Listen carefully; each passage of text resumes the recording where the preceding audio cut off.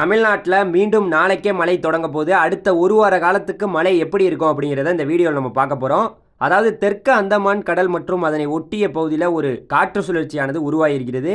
இந்த காற்று சுழற்சி அடுத்த 24 மணி நேரத்தில் காற்றழுத்த தாழ்வு பகுதியாக மாறப்போகுது. தொடர்ந்து அது மாறி மேற்கு வடமேற்கு நோக்கியே நகர்ந்து நம்மளுடைய தமிழக கடற்கரையை தான் நோக்கி நகரப்போகுது. இதன் காரணமாக மழை எப்படி இருக்க போகுது அப்படின்னு கேட்டிங்கன்னா, மழை எப்போ ஆரம்பமாகும்னா, அதாவது இன்று இரவு உறுதியாக நம்மளுடைய இலங்கையுடைய கிழக்கு பகுதியில் மழை ஆரம்பமாகும்.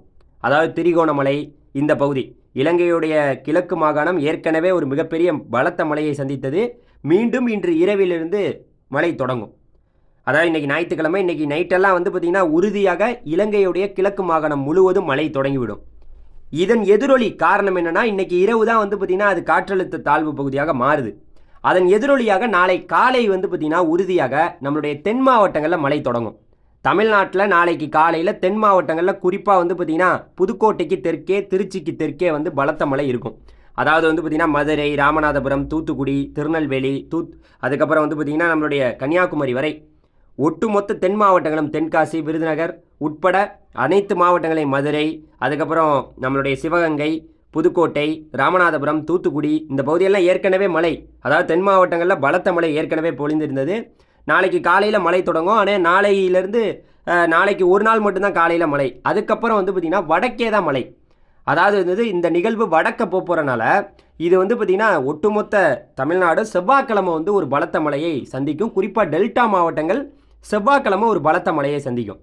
அதாவது நாளை மறுநாள் செவ்வாய்க்கிழமை மிகப்பெரிய மழை இருக்குல்ல, செவ்வாய்க்கிழமையை விட புதன்கிழமை பார்த்திங்கன்னா சென்னைக்கு மிகப்பெரிய ஒரு பலத்த மழை இருக்கும்.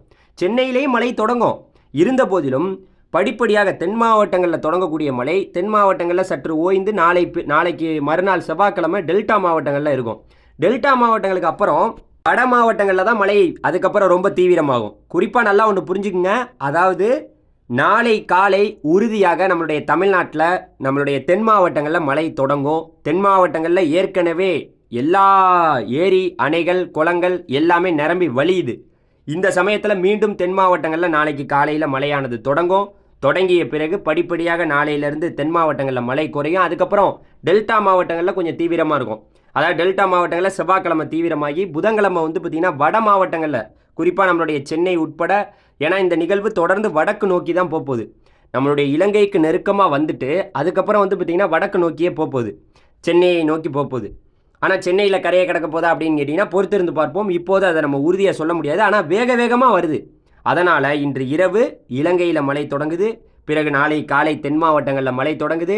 நாளை இரவே பார்த்திங்கன்னா நம்மளுடைய டெல்டா மாவட்டங்களில் மழை தொடங்குது. அப்புறம் படிப்படியாக தமிழ்நாட்டில் நாளை இரவு முதல் மழையுடைய தீவிரம் என்பது அதிகரிக்கக்கூடும். இதன் காரணமாக கடலோர பகுதிகள் ஒரு பலத்த மழையை பார்த்திங்கன்னா 2-3 நாட்களுக்கு பெறப்போகிறது. நமக்கு புதன்கிழமை வரைக்கும் நல்ல மழை இருக்கும் இந்த நிகழ்வு காரணமாக. அப்படி தான் வானிலை படங்கள் காட்டக்கூடிய செய்தியாக இருக்குது. பொறுத்திருந்து பார்ப்போம். இந்த மழையை எதிர்கொள்ள தயாராகுங்கள். வடிகால் பணிகள்லாம் நான் ஏற்கனவே சொல்லியிருந்தேன். இதன் காரணமாக டெல்டாவை விட டெல்டாவுக்கு வடக்கே தான் ஒரு தீவிரமான மழை இருக்குது. அதாவது தஞ்சாவூருக்கு வடக்கே, கடலூருக்கு வடக்கே தான் பலத்த மழை அடுத்த 2-3 நாட்களுக்கு தெரிகிறது. நான் இப்போ சொன்னது போலேயே தான் மழை ஆரம்பிக்கும், மழையும் தொடரும். வட மாவட்டங்களில் நம்ம அதிகமான மழையை பார்த்திங்கன்னா இந்த நிகழ்வு காரணமாக எதிர்பார்க்கலாம். நன்றி, வணக்கம். அடுத்த வீடியோவில் சந்திப்போம். நன்றி.